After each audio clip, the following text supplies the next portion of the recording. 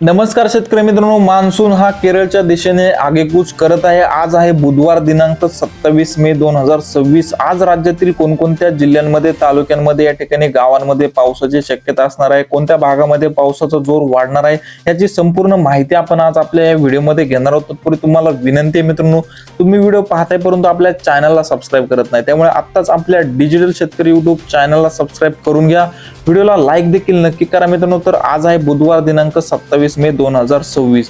तर आज या ठिकाणी पश्चिम महाराष्ट्रामध्ये पुन्हा एकदा पावसाचा प्रचंड जोर वाढलेला आहे। या ठिकाणी सोलापूर, पंढरपूर, जत या भागामध्ये अक्षरशः वादळी वाऱ्यासह मुसळधार स्वरूपाचा पाऊस पाहायला मिळणार आहे। सांगली, विटा, वडूज, कराड या ठिकाणी, निपाणी, कोल्हापूर तसेच सातारा या भागामध्ये देखील आपल्याला जोरदार स्वरूपाच्या पावसाची शक्यता ही पाहायला मिळते मित्रांनो दुपारनंतर। तसेच पुणे व आसपासच्या परिसरामध्ये देखील आपण बघू शकताय रात्री 6च्या दरम्यान चाकण, पुणे, सासवड, राहू या ठिकाणी, शिरूर, बारामती, दौंड या भागामध्ये आपल्याला वादळी वाऱ्यासह मुसळधार स्वरूपाचा पाऊस पाहायला मिळतोय। खेड, जुन्नर या ठिकाणी सुद्धा आपल्याला जोरदार स्वरूपाच्या पावसाची शक्यता ही आज दुपारनंतर व रात्रीच्या दरम्यान पाहायला मिळत आहे मित्रांनो। तसेच इंदापूर, करमाळ या भागामध्ये देखील आपल्याला जोरदार स्वरूपाचा पाऊस पाहायला मिळतोय। एकंदरीत या ठिकाणी पश्चिम महाराष्ट्रामध्ये सर्व जिल्ह्यांमध्ये आपल्याला भाग बदलत मध्यम ते जोरदार स्वरूपाचा पाऊस पाहायला मिळणार आहे।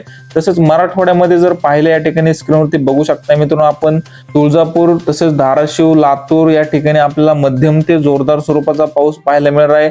लातूर व आसपासच्या परिसरामध्ये मित्रांनो या ठिकाणी मध्यम ते जोरदार स्वरूपाचा पाऊस दुपारनंतर व रात्री आपल्याला पाहायला मिळतोय।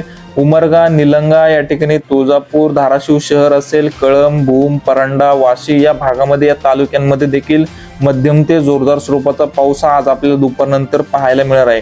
तसेच मित्रांनो बीड तसेच छत्रपती संभाजीनगर, जालना, नांदेड, परभणी, हिंगोली या जिल्ह्यामध्ये देखील हवामान ढगाळ आहे। या ठिकाणी सुद्धा तुरळक भागामध्ये विजांच्या कडकडाटासह मध्यम स्वरूपाच्या पावसाची शक्यता ही आज दुपारनंतर आपल्याला पाहायला मिळते।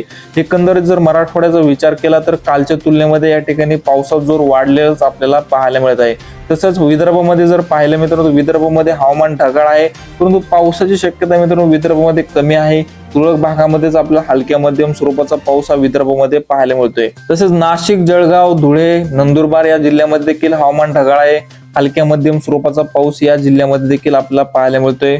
तसेच मित्रांनो कोकणपट्टीचा जर विचार केला तर रायगड, रत्नागिरी, सिंधुदुर्ग या जिल्ह्यामध्ये हवामान कायम आपल्याला या ठिकाणी कालच्या प्रमाणेच पाहायला मिळते। या ठिकाणी मध्यम ते जोरदार स्वरूपाचा पाऊस कोकणपट्टीमध्ये पाहायला मिळतोय। मुंबई व आसपासच्या परिसरामध्ये देखील हलक्या मध्यम स्वरूपाचा पाऊस आपल्याला पाहायला मिळत आहे। एकंदरीत जर मित्रांनो आज 27 मे 2026 चा जो विचार केला तर आज राज्यामध्ये या ठिकाणी सोलापूर, सांगली, सातारा, कोल्हापूर, पुणे तसेच बीड, लातूर, धाराशिव, नांदेड, परभणी, हिंगोली या जिल्ह्यामध्ये आपला जोरदार स्वरूपाचा पाऊस पाहायला मिळतोय। तर उर्वरित जिल्ह्यामध्ये हवामान ढगाळ आहे व स्थानिक वातावरण तयार होऊन हलक्या मध्यम स्वरूपाचा पाऊस आपल्याला पाहायला मिळणार आहे।